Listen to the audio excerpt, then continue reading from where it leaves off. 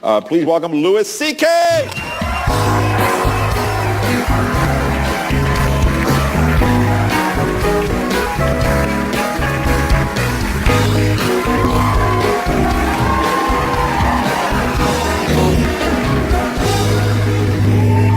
Hey. How are you? I'm all right. How are you? I'm good. Good. Yeah. It's always weird starting to talk, isn't it? It is. Yeah. It is. Yeah. I mean, you have to do this all day. You have to talk to people and make conversations and stuff. That's right. I couldn't do that, I don't think. No? I have a hard time talking to people in my building, you know? Yeah. Because it's sad, though, because you want to make a connection with another human being, and you end up talking about the weather. Yeah. Which is a cop-out, you know?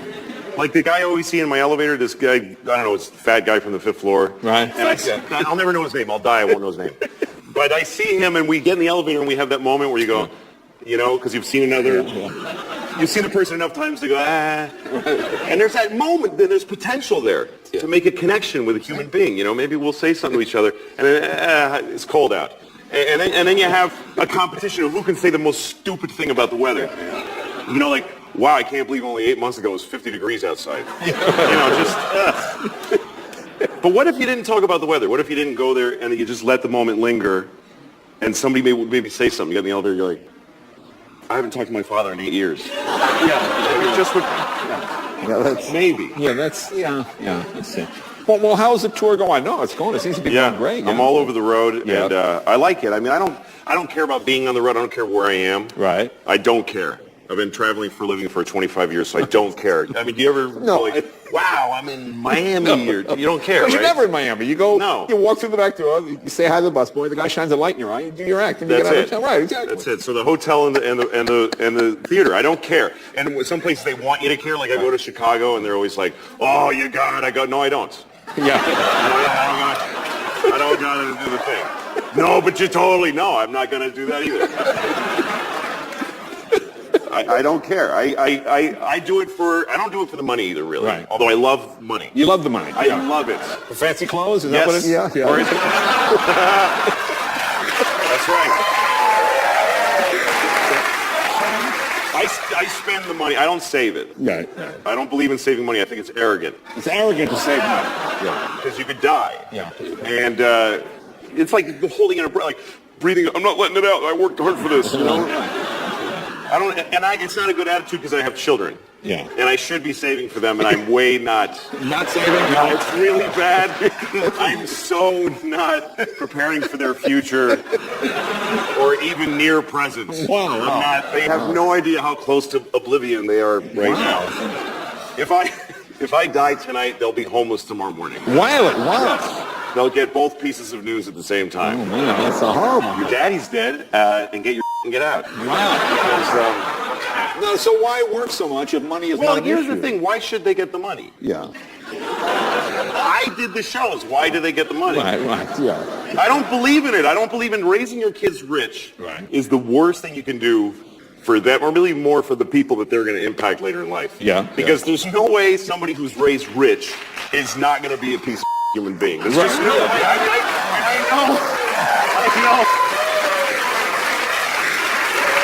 I know that's a wrong, bigoted thought. Right. But I keep it. Yeah. You know? Like you have some relatives that are a little racist, and you're like, well, I can't not have her over for Thanksgiving. She's 94. What am I going to change her now, you know? So I have certain thoughts like that I shouldn't have. Like that if you're rich, you're definitely a piece of Right. I mean, if you're raised rich, if you get rich through work, that's okay. But if you were a kid that was given a Porsche when he was 17, what are the chances? Oh, he's so sage and cool, that guy who got a free sports car when he was a child. Yeah. I don't believe, and it's why the world is a little messed up, because until like a minute ago, historically, the rule was that if the king died, his kid got to run the country. That's the craziest system. The king is dead. Who of the whole nation can we count on to move us forward? Well, there's Copernicus. He's really smart. Nah. Let's see. The king's son is 17. He's been living in a castle and raping chambermaids for 3 years. Let's let him run everything. He drinks chocolate for dinner. drinks chocolate for dinner? That That's drinks chocolate for dinner, rapes chambermaids. Is that what rich people do? They drink chocolate? Yes, that's what they do. He should run the whole place, and then his kid after him. It just gets better and better. So I don't believe in that. Hey, look, we'll take a break. Oh, okay. And we'll come back.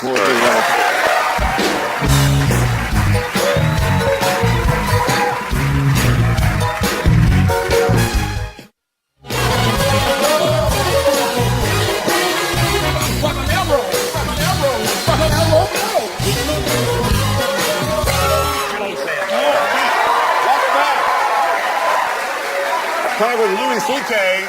So you still like doing the road? Oh yeah, I mean it's my job. Yeah. And it's a heavy responsibility. Mm-hmm. Really? Yeah, I mean people wouldn't think comedy is a responsibility, but it is. Because a lot of jobs you affect one person at a time, but I affect sometimes thousands of people. Okay. And that's a lot. I mean, if you make an audience unhappy, you're sending them angry back to their community. And sometimes it's a lot of people. I did a theater last. I mean, right now we're responsible for about 1 million people watching this show. I hope it's more than that. This work. Yeah. I don't know how much it is.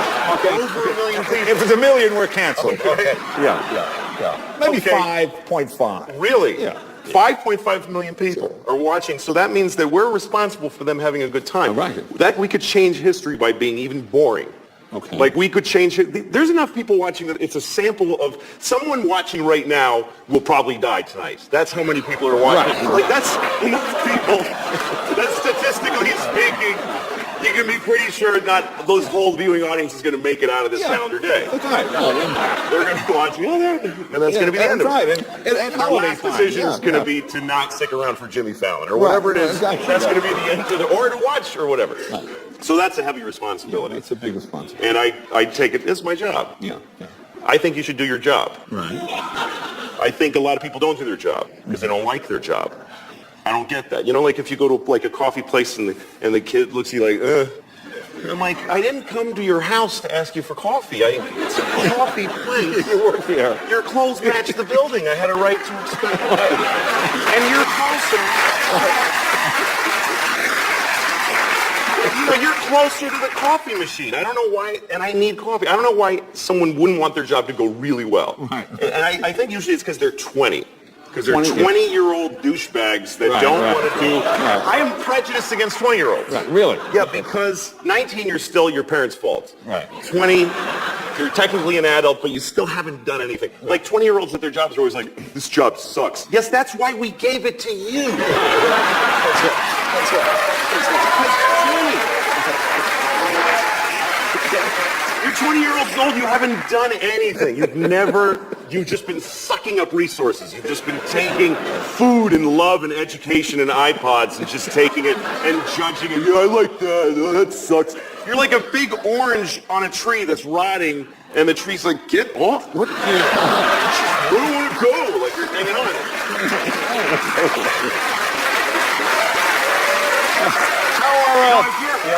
If you're 20, you definitely have never done a thing for anybody. Right. Yes, you went to Guatemala on a school trip, and they told you helped, but you totally did not help.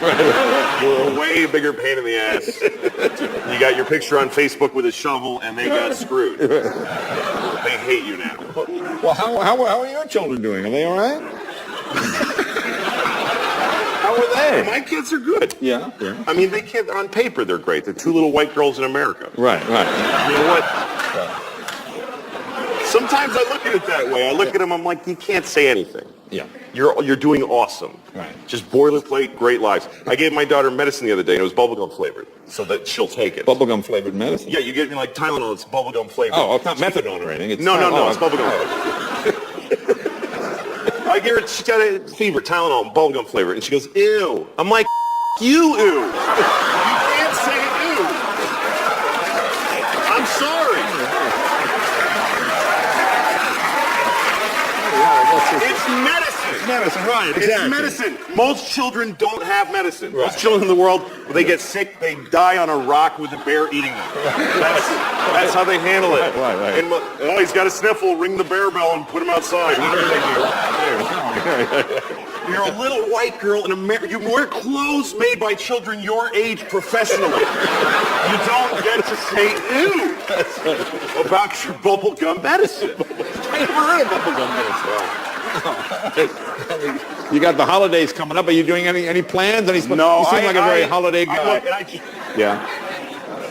I just want to say I'm not trying to say that if you're white you can't complain. Right. I'm just saying that if you're black you get to complain more. Right. Because you can't. There you go. Don't tell the band that.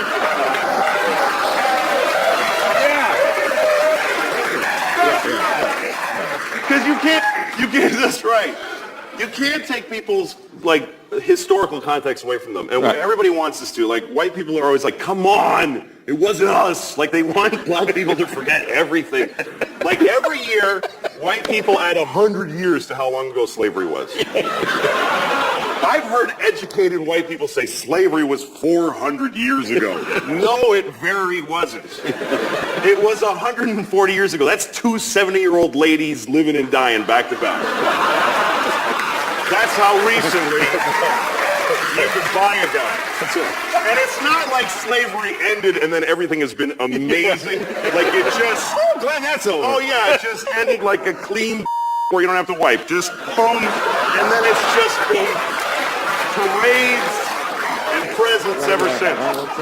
You gotta remember that if you meet a black person, they have gray hair, they remember a time they weren't allowed to use a certain toilet. So give them a little, time to be cranky. And by the way, white people have our own thing stuff that we went through that hurt us that we have to cope with. Like when they took our slaves away, that was really hard for us, and we're still. So it's pretty even. So it's even. Yeah. It's even. All right, be right back with Aaron Ralston. Louis C.K.